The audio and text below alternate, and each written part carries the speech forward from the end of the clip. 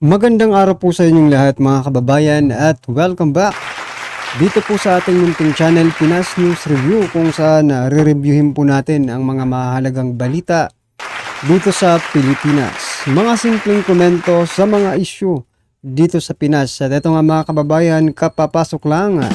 Grabe to, nagulantang si PNP Torre at Marbel sa matinding utos ni Ping Lacson. Yan mga kababayan ang ating alamin at bibigyan ng komento. Mula po ito kay Banat News Updates. Nasa description po ang full video link ng video nito. Subscribe na po kayo. No? Yan mga kababayan, at kung bago ka pa lang at di pa nakapag-subscribe sa ating munting channel, please don't forget to subscribe at i-click na rin po ang bell notification para updated po kayo sa lahat ng ina-uploads nating reaction video. At ito, may pag-uusapan din po tayo at bibigyan natin ng reaksyon itong si Senator Chis Escudero mga kababayan. Ito po. Senator Chis Escudero. Nako, may pasaring na naman sa charter change. At ito pa. Itong si opisyal ng Bucor sa Davao Prison mga kababayan, kinuntempo ng Quadcom dyan sa hearing, no? Kinuntemp. Eto, pag-usapan po natin yan maya-maya lang. At eto pa, si Calyode mga karibin natin, talagang sinupalpal, si Vice President Sara Duterte. Pero teka lang, bago mo supalpalin si Vice President Sara Duterte,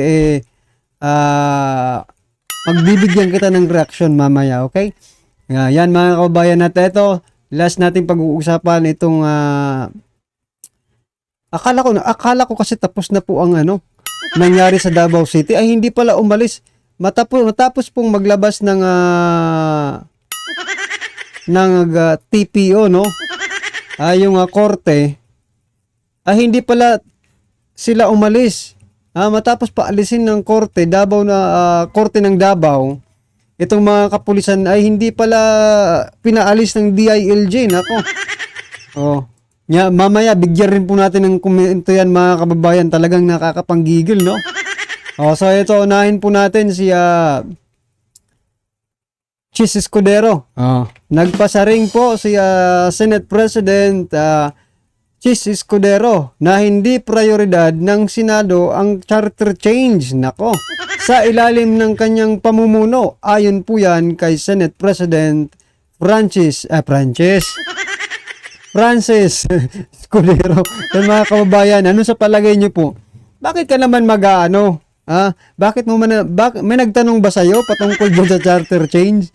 11 hours ago from ABS-CBN News, mga kababayan, may nagtanong ba sa'yo or talagang gusto mo lang pag-usapan din itong charter change? Diba? Wala naman siguro nagtatanong sa'yo about dyan sa charter change na yan. Ito ang naisip ko mga kababayan, baka magaya lang ito sa loto. Diba? Yung mga loto result, nakikita nyo, for example, yung GMA News, diba? Palagi silang nag-update about loto. Wala pang nanalo. Wala pang nanalo. Dito naman sa Senado, hindi po priority, no, ng Senate itong charter change. Pag kinabukasan, after ng ma-announce ng JMA na walang nanalo, pag kinabukasan or 1 week later, may nanalo na. Diba? Baka ganito ang mangyari dito sa charter change na ito. Hindi priority ng Senado ngayon. Tapos, 1 month later, pagbago ang isip mo. Senator Chis Escudero. Diba? Kaya wag mo na lang banggitin yan kung wala namang nagtatanong. Diba? Mapapag-usapan lang yan.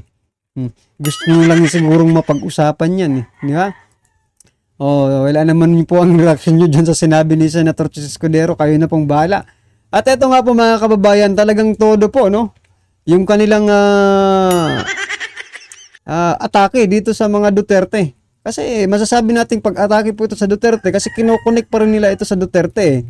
The Quadcom Committee of House of Representatives has cited in contempt an official of the Bureau of Correction who was in charge, no, mga kababayan, of the Davao Prison and Penal Farm when the 3 Chinese drug lords were killed in 2016. Nako. So yan mga kababayan, contempt agad no? Eto nga no? This administration, mga kababayan, no? Ramdam mo talaga eh, no? Kasi palaging may nako-contempt. Sinimulan lang nila doon kay Ka Eric at Doc Lorraine Badoy, mga kababayan, hanggang ngayon. Ha? O si Atty. Harry Roque, na-contempt din. Ha? Si BP Sara, iko-contempt din eh. Sino ba ito? Ni Garin, di ba?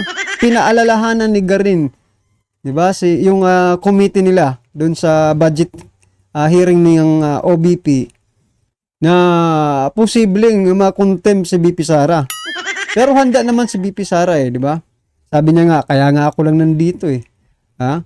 Para walang madamay na iba kasi alam ko iko-contempt niya ako, di ba? At huling-huli nga si Kimbo, di ba? Stick to the plan, mga kababayan. Walang mga kababayan, anong masasabi niyo dito? Ha? Grabe yung ginagawa nila, no? Contempt agad-agad. Oh. Well, anyway, sila naman po ang batas, wala tayong magagawa. Speaking of batas, mamaya mga kababayan, ipapakaano natin yung nangyayari sa Davao City. Talagang walang batas. Sila po ang batas. Nako. Pero bago yan, eto muna. Balasahin po muna natin itong si Calyode, mga kababayan. Eto po ang kanyang pahayag, no? Hingil po ito sa pagdedepensa ni Vice President Sara Duterte sa 2 bilyong pondo ng OBP para sa 2025. Yan, mga kababayan, no? Ang hinihinging pondo, ito sabi po ito ni Calyode de Guzman. Tumakbo po itong presidente, no? Kasama po ng nila Tatay Digong. O yan. Ang hinihinging pondo ng Office of the Vice President ay public fund. Wala namang itinatanggi, di ba? Hindi personal na pera. Kinakaltas sa ating mga sweldo.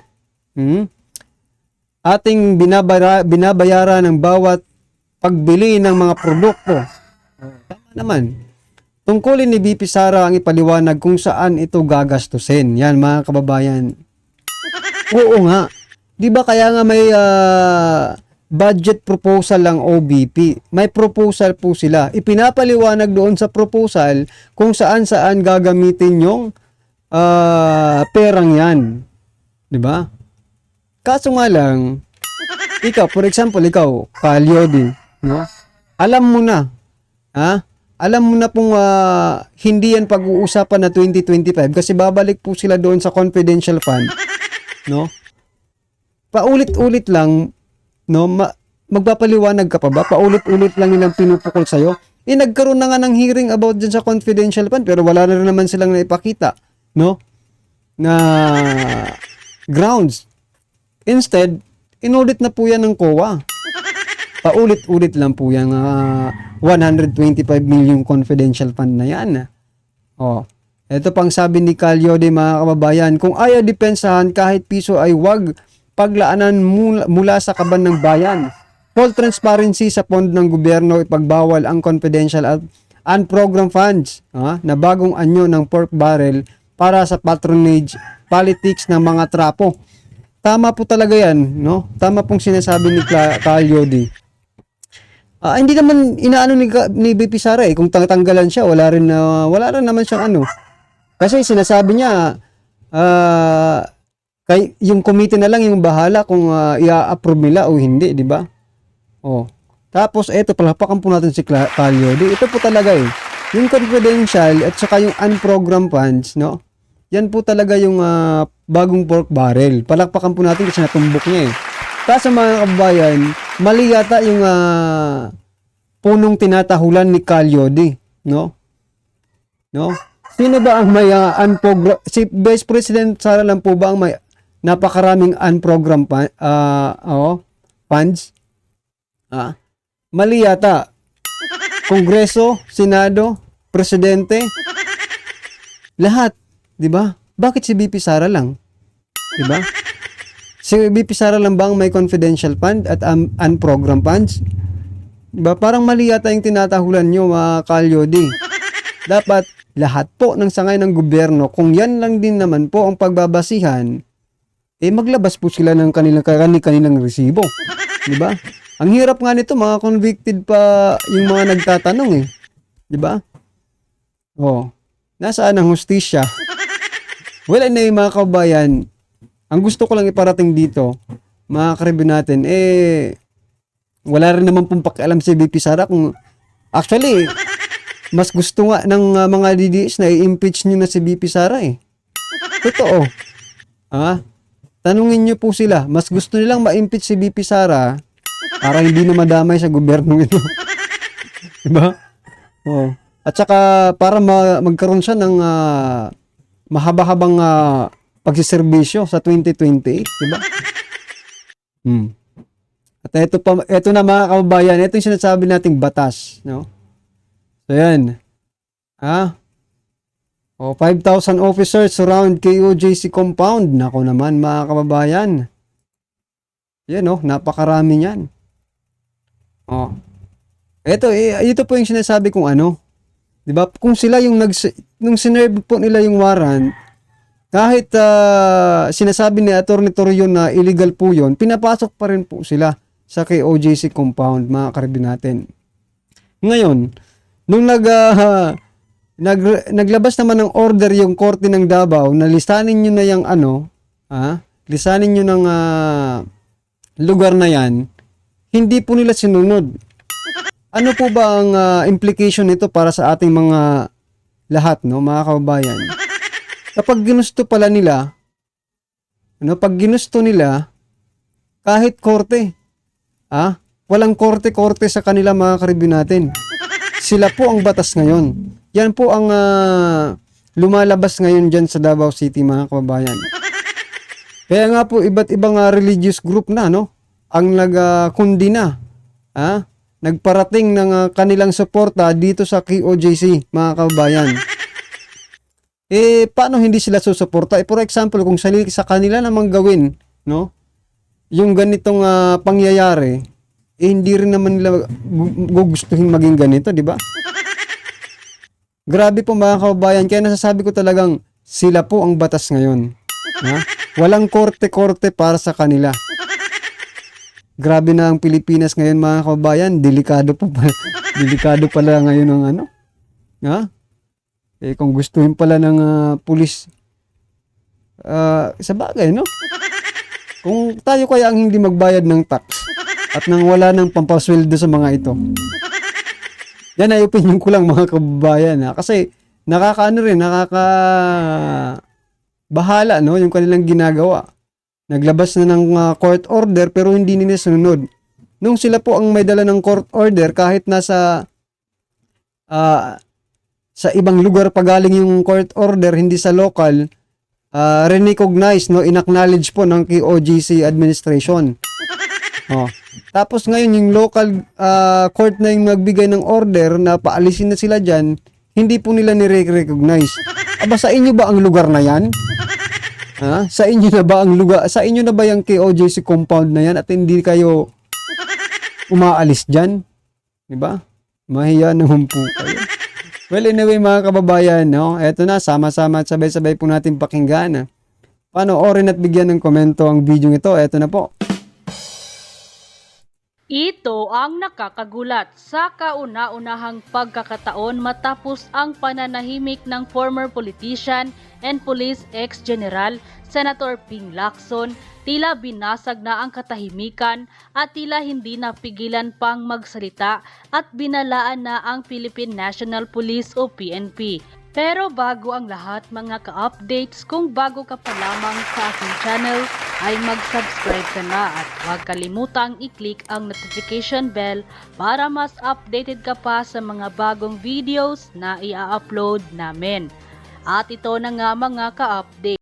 Matapos ang isinagawang tila masalimuot na paglusob at pinasok ng Philippine National Police ang Kingdom of Jesus Christ compound para halughugin ang nasabing 30 hectares na property na pagmamay-ari ng pastor na si Apollo Kibuloy. Former politician and police general Ping Lacson nagsalita na at tila binalaan na ang Philippine National Police o PNP laban sa pag-aanunsyo ng mga development kaugnay sa isinagawang paghahanap ng nasabing pastor na si Apollo Kibuloy. Kwestiyonin Mga kabayan, hindi lang po hindi lang po si Senator dating Senator Ping Lacson, dating chief din, ang nag-umalma dito sa ginawa ni Torre. Maging ang isa pa pong Chief PNP, si Senator Bato mga kababayan, ay umalma rin. Dahil sabi niya, naging chief naman ako ng PNP, pero hindi namin ginawa ito. Diba? Hindi namin ginawa ito. Nag-occupy ng private property. Ito nga mga kababayan yung nakakapagtaka eh. Nakita niyo yung war on drugs ni PRRD, no? Marami pa pong maraming kalaban kasi hindi lang naman isa yung kinakalaban nila. Pero hindi ka po nakakita ng 2 to 5,000 police officer na talagang susugod sa isang lugar lang, di ba? Worldwide na yun. Ito, isang lugar lang 3 to 5,000. Grabe. Ni dating Senator Panfilo Lacson ang tactical choice ng Philippine National Police or PNP na magbigay ng update sa umuusbong na sitwasyon sa Kingdom of Jesus Christ or KOJC compound sa Davao City sa pamamagitan ng social media. Lampas sa aking unawa kung bakit patuloy na inaanunsyo ng Philippine National Police sa publiko ang pag-usad ng kanilang paghahanap kay Kibuloy, sabi ni Panfilo Lacson bilang isang formal na tagapagpatupad ng batas. Ang katalinuhan ng tao o signal at maging ang teknikal na kakayahan ng kanilang kagamitan ay dapat na panatilihin sa kanilang sarili, dagdag pa niya. Narito ang kanyang post sa social media. Ayon kay Ping Lacson, as a former law enforcer, it is beyond my comprehension why the Philippine National Police keeps announcing to the public the progress of their search for Kibuloy, human or signal intelligence, and even the technical capability of their equipment should be kept to themselves. End quote. Samantala mga ka-update, sinabi ni Davao City Mayor Sebastian Baste Duterte nitong Lunes na ang puwersa ng PNP sa pamumuno ni General Romel Francisco Marbil at Police Brigadier General Nicolas de Loso Torre II ay hindi na sumusunod sa tamang pamamaraan sa pagpapatupad ng warrant. Nagdulot na ng abala ng sitwasyong ito sa mga motorista, negosyo at publiko. Humihingi ng paglilinaw ang publiko sa PNP hanggang kailan mubalak manatili sa KOJC property. So yan mga kababayan, bigyan lang po natin ng reaction yung about kay Ping Lacson, no? Ang problema dito, tatakbo ba itong senador si dating Senator Ping Lacson? Kasi kung tatakbo mga kababayan, baka pinopolitika lang din itong sitwasyon niya yun, no? Gusto niya lang magpakilala sa taong bayan ulit, no? Well, anyway, okay lang din naman yun kasi hindi naman against, no? Sa taong bayan yung sinasabi niya. Unlike sa ibang mga politiko, no? Na gustong tumakbo talagang pagkasenador ngayon. Kahit mali na, kahit mali na po yung ginagawa, ay doon pa rin sila kumakampi. Diba? Ito talaga, sobra pa ito sa pamumulitika. Diba? Kung ganyan na ang mga pagdedesisyon nila sa buhay. Mag-isip-isip kayo. Hindi po pwedeng lagi na lang po tayong susunod sa kanila. Gaya po ng ginagawa dito sa KOJC, di ba? Pero believe talaga ako dito sa sa KOJC members, no? Ano talaga yung nila, yung patience nila, di ba? Makikita mo. Kasi isipin mo, nagbigay na ng court order na paalisin pero nananatili pa rin, no? Armado Diba, armado Pero sinasabi ni PBBM, walang armas, walang tinergas. Nasaan kayo? Natutulog kaya itong si PBBM nung inilabas yung mga news? Nako po. Well, anyway mga kababayan, ano man po ang inyong reaction, opinion patungkol po sa video ito? I-comment lang po sa baba para at least alam po natin mga kababayan ng inyong pong opinion patungkol dito. Right? Maraming salamat po.